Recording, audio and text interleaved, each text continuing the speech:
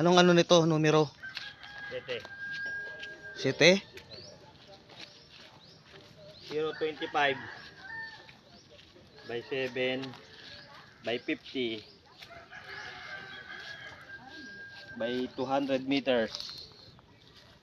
Yan, nag-assemble na tayo. Naningga na ako.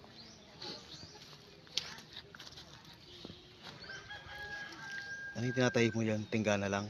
Tingga. Lahat ng pataw. Tapos na yan. Ang mata sa pataw, 10. Sa pataw, 2. Ang humon niya ay 10. Sa tingga, 2. Ang humon niya ay 9. Hindi masyadong maano yung bulsa-bulsa. Yun lang siya. Simple lang.